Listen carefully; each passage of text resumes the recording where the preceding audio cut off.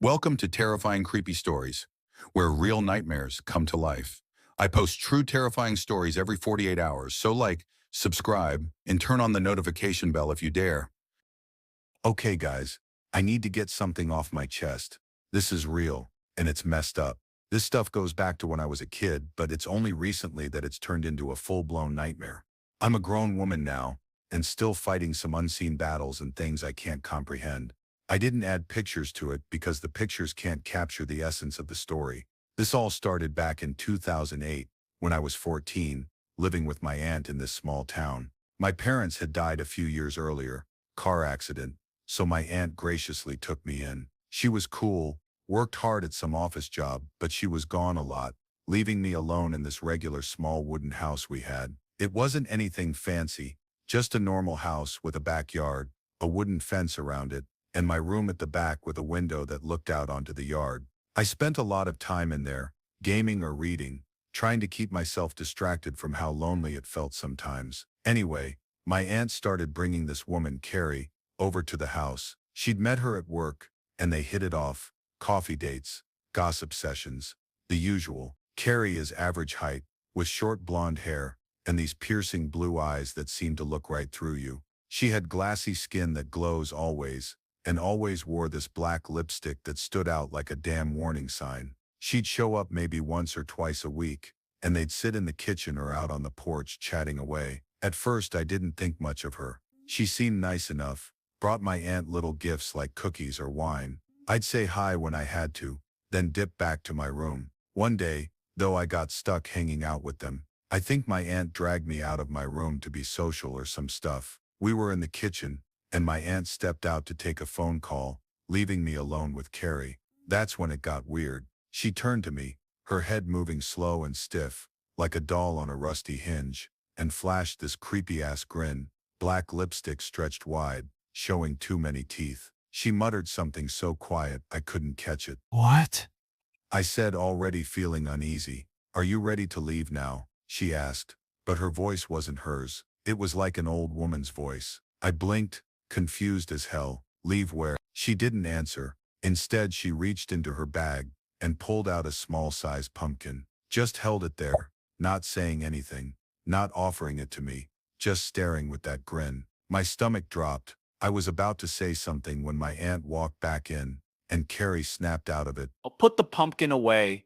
started talking normally, like nothing entirely happened. I bolted to my room, heart pounding, telling myself I'd imagined it. Oh, Kids get spooked easy, right? oh, But that night, I couldn't sleep. I kept replaying it in my head.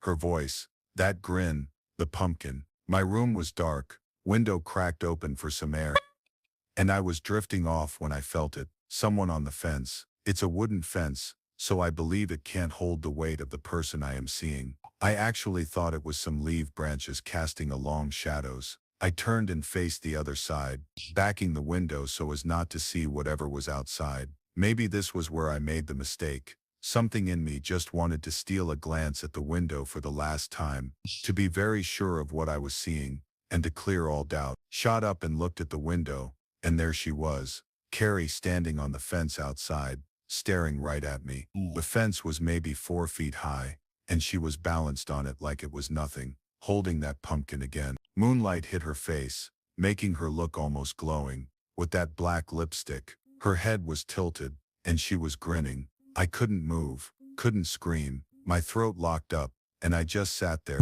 frozen, until I finally snapped out of it and ran to my aunt's room. I burst in, stammering about Carrie being outside, and my aunt groaned, half asleep, telling me it was just a nightmare. I dragged her to my room, anyway, but by the time we got there, Carrie was gone. No sign of her. My aunt checked the yard with a flashlight. Nothing. She told me to go back to bed, said she'd leave her door open if I got scared again. I didn't sleep that night. Every creak, every shadow, I was a mess. After that, I avoided Carrie in every way possible. She kept coming over, but I'd find excuses to be out of the house or lock myself in my room. My aunt noticed I was off, but figured it was just teenage crap. Months went by, and I started to think maybe I'd overreacted. Then one day, I was home alone. My aunt was at work, and I went to the kitchen to grab some food. I was halfway through, making a sandwich, when I saw the pumpkin at the edge of the kitchen window like it's hanging on the hair. Just the pumpkin, and after some seconds, it's gone. I stood there, knife still in my hand, staring at the empty window frame. My sandwich was forgotten, bread slices flopping open on the counter, like some sad abandoned thing. The pumpkin had been there.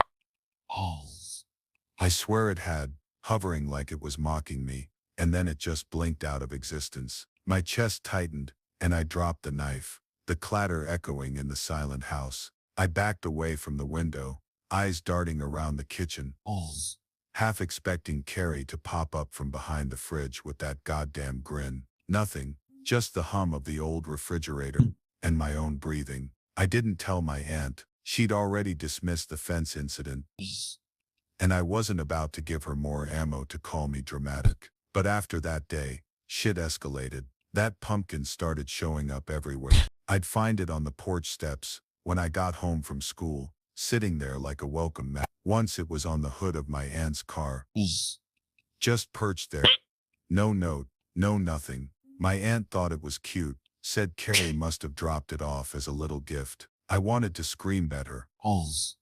This isn't a gift, it's a threat. But I didn't. I just nodded and chucked the thing in the trash when she wasn't looking. Then came the nights. I'd be in my room, headphones on, trying to drown out the world with music or some dumb video game. When I'd hear it, tap, tap, tap, soft like fingernails on glass. Every time, I'd tell myself it was a branch or the wind, but I knew better. I'd rip the curtains shut without looking, heart hammering so loud I could feel it in my skull. One night, I got brave, or stupid, and peeked. Carrie was there, on the fence again, holding the pumpkin, like it was her kid. Her head was tilted so far, it looked wrong, like her neck might snap. And those blue eyes were locked on me. The black lipstick stretched into that grin, and I swear, her teeth glinted in the moonlight, like they were sharper than they should have been. I slammed the curtains closed and dove under my blankets, shaking like a damn leaf. The tapping kept going, slow and steady, like she was toying with me. I didn't sleep. I couldn't. My phone was clutched in my hand, but who the hell was I gonna call? My aunt was working late, and my friends would have laughed it off. I stayed under the covers until the sun came up, and even then, I didn't feel safe. High school dragged on, and I kept my distance from Carrie. She still came around, chatting with my aunt, like everything was normal, but I'd bolt the second I heard her voice. I started staying out later, hanging at the library, or crashing at a friend's place, just to avoid being home alone when she might show up. My aunt noticed I was a wreck, bags under my eyes and jumping at every noise, but she chalked it up to teen hormones or some stuff. I didn't correct her. How do you even start that conversation? When I hit 18, I was done. I got into a college a few hours away, not some fancy place, just somewhere with a dorm, and a chance to ditch that town. I packed my stuff, hugged my aunt goodbye, and hauled out of there. I thought distance would fix it. That Carrie was just some small town freak, who'd lose interest once I was gone. For a while it worked. Freshman year was almost normal. Classes, parties, new people. I didn't tell anyone about her. I wanted to bury that crap, and move on with my life. Then one night, it came back. I was walking across campus, after a late study session, cutting through this little garden area near the library. The paths were empty, just me and the old flickering streetlights. Out of the corner of my eye, I saw a pumpkin, sitting on a bench, half hidden in the shadows. My stomach dropped to my fucking knees. I told myself it was nothing, just some Halloween leftover, but it was marked. I sped up, practically sprinting to my dorm, and locked the door behind me. Like that flimsy bolt could keep her. That night, I dreamed about her. She was standing at the foot of my bed, pumpkin in her arm, staring down at me with that grin. Her lips moved, but no sound came out, just this low buzzing hum that made my teeth ache. I woke up soaked in sweat, sheets tangled around me, like I'd been thrashing all night. I checked the room, nothing, but I couldn't shake it. After that, she was everywhere. Not full on, not like back home, but in pieces. I'd see a flash of blonde hair disappearing around a corner, or catch a whiff of something sour and earthy, like rotting pumpkin. When no one else smelled a damn thing, it became terrible that sometimes I'd find those little pumpkins in my backpack, outside my dorm room, even tucked under my desk in a lecture hall once. My roommates thought I was losing it, and I couldn't blame them. I stopped talking about it, just threw the pumpkins out, and pretended it wasn't happening. College went to shit after that. My grades tanked, I dropped out of clubs, and my friends started drifting away. I'd see her silhouette in crowds, always just out of reach, and it messed with my head. By the time I graduated, barely, I was a mess. I couldn't stay in that country anymore. I took a job offer in a neighboring country, thinking a border, a new language, a whole damn ocean of distance might finally cut her off. I moved, got an apartment, started over. For a couple years, it was quiet. I dated a little, made some work friends, even slept through the night sometime. I thought I'd won. Then one night, I was walking home from the office. It was late, streets deserted, fog rolling in thick enough to choke on. I turned a corner, and there she was, Carrie, standing under a street light, holding that damn pumpkin. She hadn't changed a bit. Same blonde hair, same blue eyes, same black lipstick smeared across that grin. She looked exactly like she did in 2008.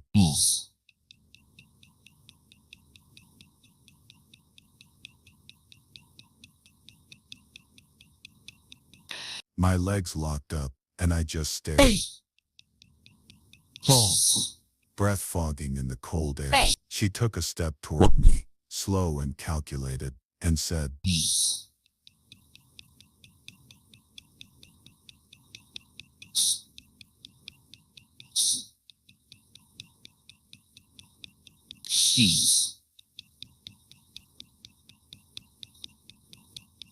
Don't know how I got my body to move, but I did.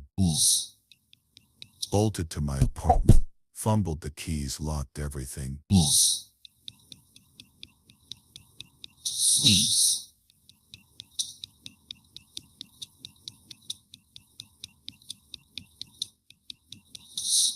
I collapsed against the door, crying so hard I couldn't breathe. How on earth had she found me? She's everywhere. Reflections in shop windows, shadows at the edge of my vision, that grin flashing in my rearview mirror when I'm driving alone. The pumpkins keep coming, on my door, in my mailbox, one time on my damn pillow when I woke up. I've got cameras now, motion sensors, the works, but they never catch her. Just the pumpkins, appearing like they grow out of thin air.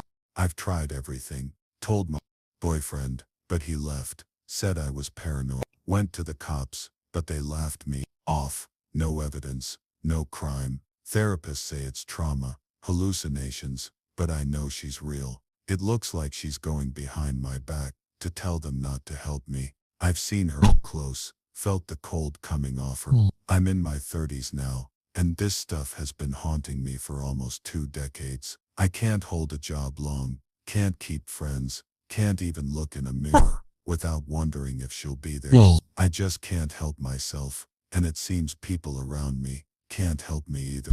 I'm done. Can't run anymore. She finds me every time. I'm writing this because I need help. Please.